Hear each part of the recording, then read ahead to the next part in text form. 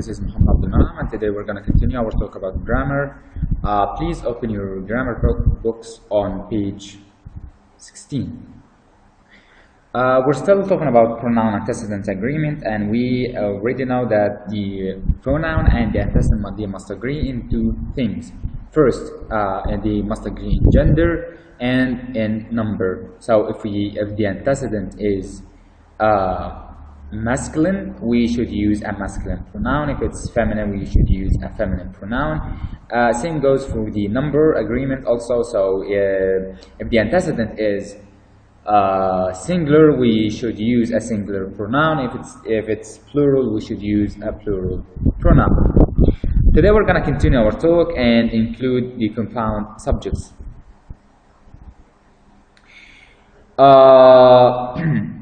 In most cases, compound subjects are treated as plural. However, in some cases, such as not only but also and neither, nor, and either, or, in these three rules, the pronoun agrees with the antecedent closest to the verb, or the second subject, or the second antecedent. If the compound subject is joined by or,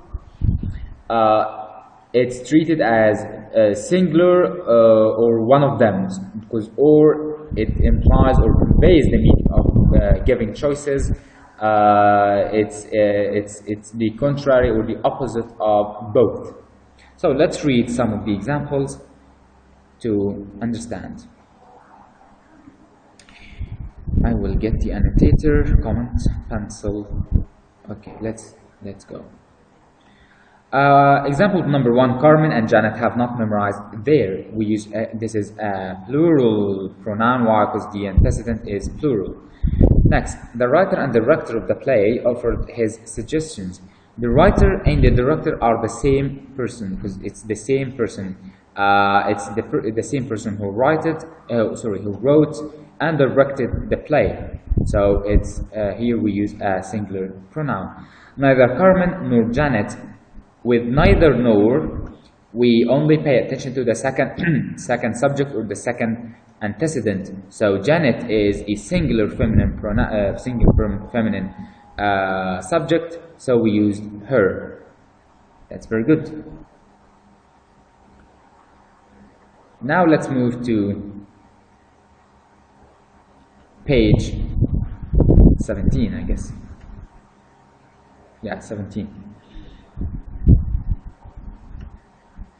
We're still at pronoun antecedent agreement. I will still talk about that. However, now we're going to talk about or include the collective nouns.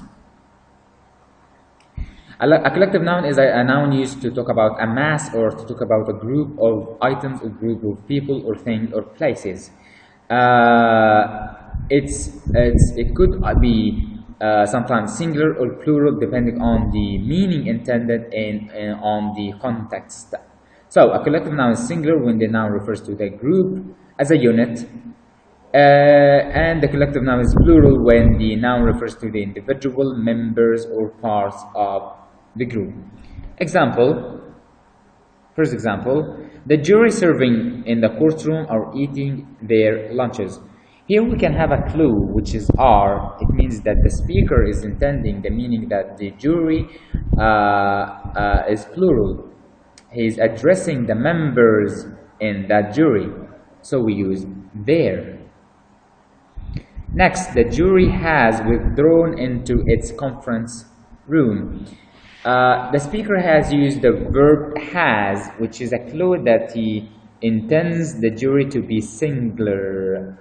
So we use its. So depending on the meaning intended and also on the conventions and the statistics of usage. Thank you, class. Have a nice day.